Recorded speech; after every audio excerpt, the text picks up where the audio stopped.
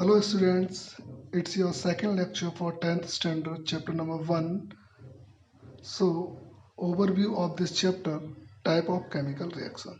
So बच्चों, आज आपको इस पूरे के पूरे चैप्टर में जो सेकंड लेक्चर है वो इस combination reaction, decomposition reaction, displacement reaction, double displacement reaction, oxidation, reduction overview में रिप्रेजेंट किए जाएंगे। तो बच्चों, सबसे पहली जो रिएक्शन है वो टाइप ऑफ केमिकल रिएक्शन में आती है कॉम्बिनेशन रिएक्शन। इस रिएक्शन में हमें बच्चों ये बताना होगा कि जब दो या दो से ज़्यादा मोर रिएक्टिव एलिमेंट कंबाइन होते हैं और एक सिंगल प्रोडक्ट को फॉर्मेशन में देते हैं, उसे बोलते हैं कॉम्बिनेशन रिएक्शन। अगर इसकी डिफिनीशन रिटन डाउन की बात करी जाए तो रिएक्शन इन विच टू और more reactive reactants combine to form a single product, यानी कि ए और बी। सपोज दैट मैंने ए और बी दो अलग अलग रिएक्टेंट स्पीसीज ले रखे हैं और उन दोनों रिएक्टेंट स्पीसीज को अगर मैं कंबाइन करूंगा तो बेटा एक प्रोडक्ट फॉर्म होगा ए बी। इसके एग्जाम्पल को वेरी करने के लिए मैंने इसमें कुछ एग्जाम्पल्स दिए हैं, जैसे नंबर 1 बर्निंग ऑफ कोल। जब हम कोयले को जलाते हैं तो कार्बन ऑक्सीजन के साथ में रिएक्ट होकर के CO2 के फॉर्मेशन को रिप्रेजेंट करती है, राइट। सेम बेटा फॉर्मेशन ऑफ वाटर, जब हाइड्रोजन ऑक्सीजन के साथ कंबाइन होती है तो वाटर फॉर्मेशन करती है।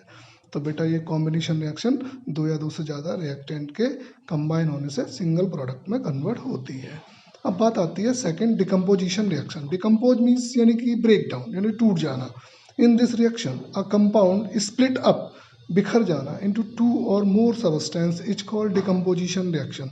जब कोई एक सिंगल कंपाउंड, सपोज दैट मैंने एक कंपाउंड ले रखा है ए, अगर उसको ब्रेक करा जाए तो वो बी और सी अलग अलग सब्स्टिट्यूट में टूटता है, उसे बोलते हैं डिकम्पोजिशन। लेकिन इस चीज़ को हम ऐसे नहीं बता सकते कि ये डिकम्पोज हुआ है, तो उसके कई टाइप्स हैं। उसमें मैंने 3 टाइप्स आपको रिप्रेजेंट करे हैं, जिसमें thermal decomposition, electrolytic decomposition, photolysis decomposition.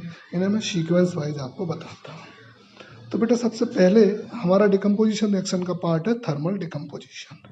When decomposition, ऐसा डिकम्पोजिशन जो कैरिड आउट होता है बाय हीटिंग। अगर हम किसी भी एक सबस्टेंस को ब्रेक डाउन करें हीट की हेल्प से, उसे बोलते हैं थर्मल डिकम्पोजिशन। जैसे कि CaCO3, मैंने एक सॉलिड कोई रिएक्टेंट लिया है, उसको मैंने जब हीट किया है तो वो कैल्शियम ऑक्साइड और CO2 गैस में ब्रेक डाउन हो गया। इस मीन्स यानी कि ये निकल के आता है कि जब किसी भी एक सबस्टेंस को हीट की प्रेजेंटेशन में जब हम कैरिड आउट कराते हैं रिएक्शन को, तो उससे कई सब्स्टिट्यूट ब्रेक डाउन हो जाते हैं। इसी का सेकंड पार्ट आता है इलेक्ट्रोलाइटिक डिकम्पोजिशन। जब कोई भी डिकम्पोजिशन इलेक्ट्रिसिटी पासिंग, यानी कि इलेक्ट्रिसिटी पास करने की प्रेजेंटेशन में किया जाता है, उसे बोलते हैं हम लोग इलेक्ट्रोलाइटिक डिकम्पोजिशन।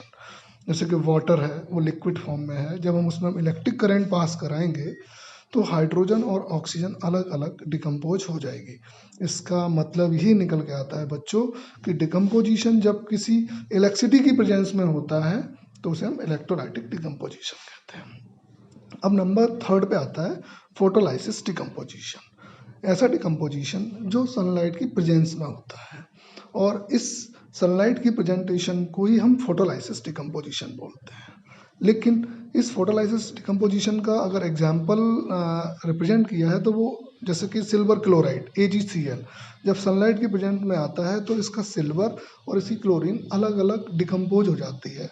ये एक्चुअल में जो सिल्वर और क्लोरीन जो अलग अलग होती है, ये ब्लैक एंड वाइट फोटोग्राफी में यूज की जाती है। तो ये बहुत इंपॉर्टेंट क्वेश्चन है, ये अधिकतर एग्जाम में पूछा जाता है कि ब्लैक एंड वाइट फोटोग्राफी में कौन सा डिकम्पोजिशन रिएक्शन फॉलो होता है, तो उसमें फोटोलाइसिस डिकम्पोजिशन होता है। इसके बाद आता है displacement reaction, the reaction in which more reactive element. इस रिएक्शन में जो ज़्यादा रिएक्टिव एलिमेंट होता है वो लेस रिएक्टिव एलिमेंट को डिस्प्लेस कर देता है, उसको बोलते हैं डिस्प्लेसमेंट। यानी कि more effective reactive element less reactive element को उसकी पोजीशन से हटा देगा, उसे बोलते हैं हम लोग डिस्प्लेसमेंट रिएक्शन। यानी कि एक एग्जांपल लेकर के बताता हूँ मैं।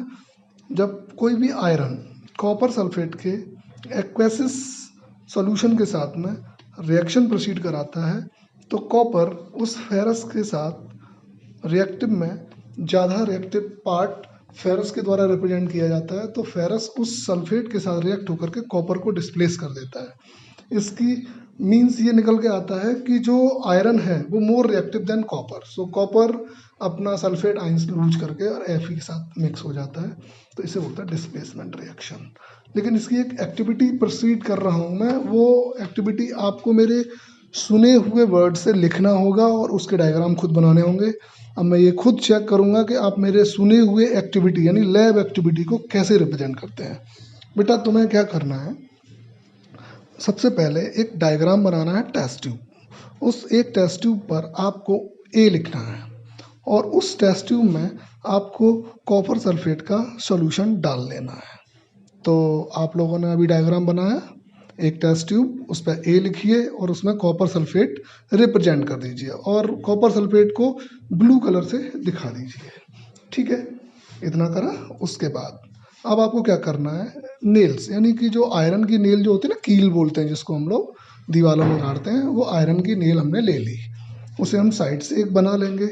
उसके बाद उस आयरन नेल को उसका जो भी साइनी कलर है, उस समय जो भी कलर है, हम उस कॉपर सल्फेट में उसे डिप करेंगे। तो हम एक अलग से एक टेस्ट ट्यूब फिर बनाने वाले हैं, उसमें हम इस तरह दिखाएंगे उस टेस्ट ट्यूब को कि उसमें हमने नेल को डाला है। ठीक है, इतना हुआ। ओके, अब वो नेल को हम उसमें डालने के बाद कुछ सेकंड्स, आई थिंक 60 सेकंड्स के बाद हम उसको निकालेंगे उसमें से, तो हमें ये दिखेगा कि जो आयरन की नेल है वो बाहर निकलते ही टेस्ट ट्यूब से उसमें कुछ सल्फेट लग जाएगा, यानी कॉपर अपने उस सॉल्यूशन में से सल्फेट को रिलीज करके उस आयरन पर लगा देगा। तो जो नेल है, जो कील जिसे बोलते हैं, वो टेस्ट ट्यूब से बाहर आने के बाद ये दिखेगी कि उसमें कुछ ब्राउनिश लेयर आ जाएगी। 1-2 मिनट की रिएक्शन भी प्रोसीड हो सकती है वो, तो लैब एक्टिविटी है ये। तो जो आयरन की नेल है उसके ऊपर कुछ ब्राउनिश लेयर आ जाएगी और जो सॉल्यूशन जो कॉपर सल्फेट का अंदर था वो थोड़ा ग्रीनिश हो जाएगा।